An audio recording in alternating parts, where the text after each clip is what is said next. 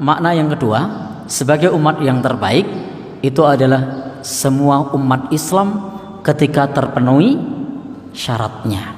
Maka semua umat Islam itu adalah umat yang terbaik kalau syaratnya terpenuhi. Apa itu syaratnya? Ta'muruna bil ma'ruf. Kalian mau beramar ma'ruf. Di sini disebut amar ma'ruf. Kenapa? Amar ini perintah, ma'ruf itu sesuatu kebaikan yang sudah dikenal umum. Jadi beda antara khair, bir, dan ma'ruf. Meskipun sering diterjemahkan dengan kata baik, tetapi maknanya berbeda. Kalau khair itu kebaikan yang masih perlu dikenalkan, itu namanya khair. Jadi khair itu kebaikan yang masih perlu dikenalkan. Bisa jadi sebagian orang belum tahu.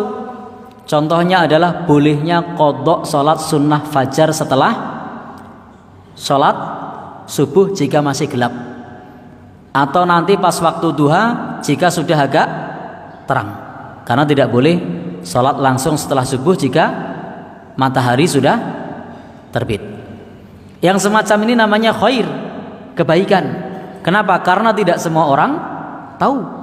Bisa jadi ketika tadi ada orang yang terlambat sholat sunnah, lalu kemudian setelah sholat subuh sholat 2 rakaat, yang lain sholat apa itu? Bisa pula di komen, aliran mana ini? Kenapa?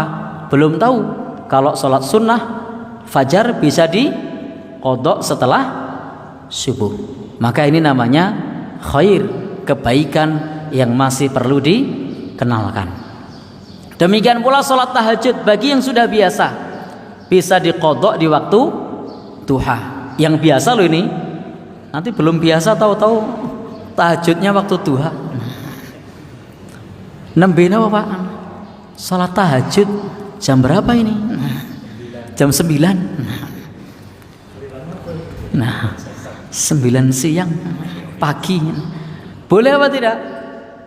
Kalau sudah biasa boleh. Maka ini namanya khair, kebaikan yang masih perlu dikenalkan. Jadi khair itu kebaikan yang belum dikenal luas oleh masyarakat. Maka perintahnya dalam Al-Quran itu bukan memerintahkan seperti itu, tapi kalau khair itu perintahnya mengajak. Wal takum minkum ummatun yad'una ilal khair. Hendaknya ada di antara kalian umat yang mengajak kepada khair. Jadi yang belum dikenal tadi diajak. Lalu kalau amar ma'ruf itu perintah. Mana yang diperintah? Yang ma'ruf, yang orang lain semua tahu kalau itu baik, itu namanya ma'ruf. Ma'ruf itu kebaikan yang dikenal umum.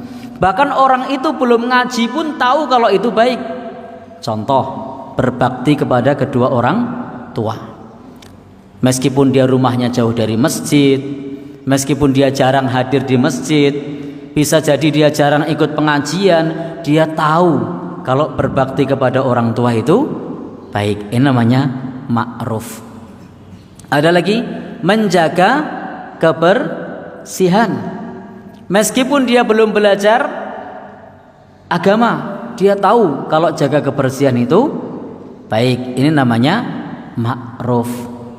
Termasuk kebaikan-kebaikan yang sudah dikenalkan, yang sudah diketahui, itu amar ma'ruf. Maka disebut amar ma'ruf karena menyuruh seseorang melakukan sesuatu yang sudah diketahui yang berupa kebaikan.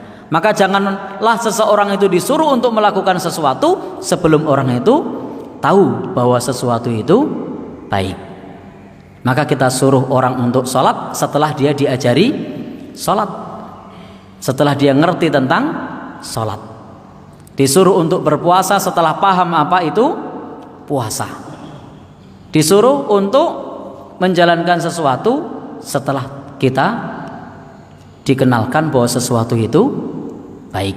Maka yang pertama langkahnya apa? Yad'una ilal khair, menyeru kepada kebaikan. Baru ya'muruna bil ma'ruf, amar ma'ruf.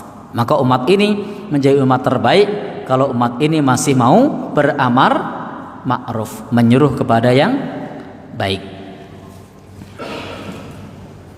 Dan biasanya kalau berbicara amar ma'ruf itu juga terkait dengan kewenangan, karena amar itu perintah. Beda kalau dakwah. Dakwah itu seringkali yang mengajak tidak punya kewenangan. Jadi yang mengajak tidak punya kewenangan. Tetapi kalau amar ma'ruf itu yang memerintahkan, dia punya kewenangan. Contoh dalam hadis, murru auladakum bis shalah, perintahkan anakmu untuk sholat. Jadi perintahkan anakmu untuk sholat. Maka seorang anak adalah kewenangan orang tua. Jadi anak adalah kewenangan orang tua. Maka orang tua bisa memerintahkan kepada anak, bukan orang tua mengajak kepada anak, tapi perintahnya orang tua memerintahkan kepada anak. Karena kalau orang tua mengajak kepada anak, bisa saja anaknya tidak mau. Maka di sini orang tua memerintah kepada anak, inilah amar ma'ruf. Dan orang tua punya posisi, punya kewenangan. Kalau kamu tidak mau sholat, tidak dikasih pinjam HP. Anak sekarang tuh paling horor kalau tidak pegang HP. Maka ini namanya amar ma'ruf. Tapi beda dengan tetangga sebelah. Kalau kamu tidak sholat, kita mau ngapain? Maka di situ kita tidak punya kewenangan apa-apa, kecuali dia sebagai seorang pimpinan, dia sebagai seorang yang disegani, dia sebagai seorang direktur perusahaan, kepada seluruh karyawan ketika masuk waktu sholat duhur wajibkan untuk sholat berjamaah. Bisa apa tidak? Bisa, karena yang punya kantor, punya perusahaan. Baik, Bapak Ibu yang berbahagia, yang dirahmati Allah, yang berikutnya wa tanhauna 'anil munkar, mencegah dari yang mungkar. Ini kebalikan dari yang ma'ruf. Di sini menggunakan konteks mencegah, artinya sebelum kemungkaran itu terjadi. Seperti contohnya seperti ini, jangan buang sampah sembarangan. Itu berbeda dengan ayo kita bersihkan sampah. Sama apa beda? Ya? Oh beda. Kalau kita bersihkan berarti sudah terjadi. Sudah terjadi. Tetapi kalau di sini mencegah, maka belum terjadi. Mencegah sampah berserakan. Berbeda dengan membersihkan sampah. Maka dianjurkan kita untuk mencegah dari kemungkaran. Sebelum kemungkaran itu terjadi, hendaknya dicegah.